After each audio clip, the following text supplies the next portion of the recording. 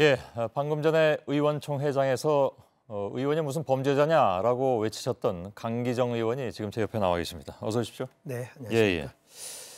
개혁 공천 한다라고 하면서 개혁 공천이 아니다라는 주장이신가요?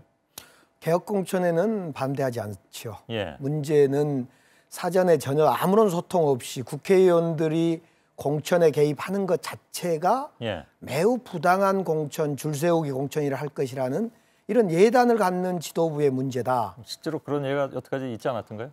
아니 개입할 수 있는 개입을 통해서 적절치 않는 공천이 이루어진 사례도 있을 수 있겠습니다. 그러나 절대 다수 국회의원들은 책임 공천을 하고 있습니다. 공천 잘못하면요, 그 다음에 선거에 반드시 국회의원들이 책임을 묻거나 당합니다. 대개 이제 그 강세 지역에서는 이제 새정치연합 같은 경우에는 이제 호남 지역이 강세 지역이라고 하는데, 강세 지역에서는 그렇게 공천해도 나중에 의원들이 예를 들어서 뭐 유권자들한테 심판을 받았다라든가 이런 게 좀 덜해서 그런 거 아닙니까? 당내 경선 절차, 공천 절차 때 매우 엄격하게 호남 지역 같은 데는 절차가 국회의원 공천 절차가 진행되고 있고요. 또 실제로 호남에서 이 자기 사람 꼽기 내지는 줄 세우기 공천은 사실상 없어진 지 오래됐습니다. 많은 국민들이 여전히 국회의원들이 자기 사람 공천한다고 그러는데 이미 국민에게 공천권 돌아간 지가 오래전에 있습니다. 그러면 여기에 이렇게 반발하신 이유는 뭡니까? 그러니까 보다 구체적으로 얘기하면 국회의원들을 배제하고 기초선거 공천에 중앙당이 개입하려고 한다라는 문제 제기입니까? 그렇습니다. 기본적으로 소통하지 않는 점이 하나가 있고, 두 번째로는 이 국회의원들을 공천하는 데 개입하지 말라고 하면서 기초선거의 공천권을 전부 중앙당이 하겠다 하는 것은 그건 역시 옳지 않고 실현 불가능한 이야기입니다. 그거는 왜 그렇게 됐을까요? 그러니까 지금 우리 당이 참 문제인데요. 당은 삼권 분립이 되어 있어야 됩니다. 즉 최고위원을 중심으로 하는 집행권과 대의기구라 할 수 있는 당무위원회와 같은 중앙위원회, 당무위원회 이런 것이 있어야 되는데, 지금 통합하면서 이 비상 상황이다 보니까 두 대표와 최고위원회 외에는 어떤 의결기구, 대의기구가 없습니다. 그러니까 지금 혹시 강기정 의원께서는 이런 문제의식을 가지고 계십니까? 그러니까 예를 들면 김한길 대표나 아니면 전병훈 원내대표가 안철수 공동대표의 주장에 좀 끌려다닌다고 보십니까? 그걸 포함해서요.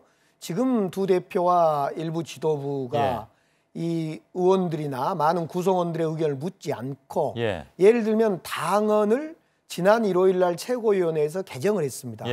그 당헌 개정한 사항을 누구에게도 묻지 않고, 아주 중요했는데 묻지 않고 보고하지 않고 소통하지 않는 원래 당헌입니다. 보고하게 돼 있는 건가요? 당연히 최고위원회가 두 대표에게 정권을 줄 때는 대의기구가 없는 만큼 사전에 소통하고 여론 수렴을 해야죠. 그러면 왜 그걸 하지 않고 그냥 지도부가 다 하기로, 보다 구체적으로 얘기하면 두 대표 간에 그냥 알아서 하기로 왜 했을까요? 저희들이 이제 두 대표를 믿고 최고위원을 믿고 위임한 거지요.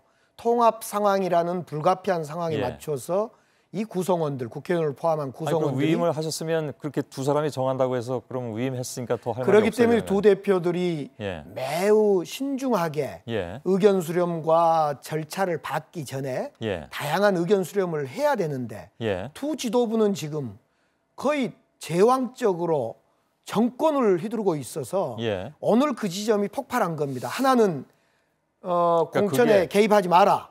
두 번째로는 기초선거를 전체 중앙당이 하겠다. 이런 두 가지의 징표가 정권을 갖고 있는 어떤 그 징표로 나타난 거죠. 알겠습니다. 그런데 이렇게 생각할 수도 있을 것 같은데요. 다시 말하면 광역 같은 경우에는 광역은 사실은 뭐 의원들이 또 뭡니까, 지난번에 광주 광역시장 후보 같은 경우에는 의원들이 개입을 하지 않았습니까? 그것 때문에 좀 문제가 된 것도 있는데, 광역은 의원들이 어찌할 수 없는 부분들이 분명히 있죠, 사실.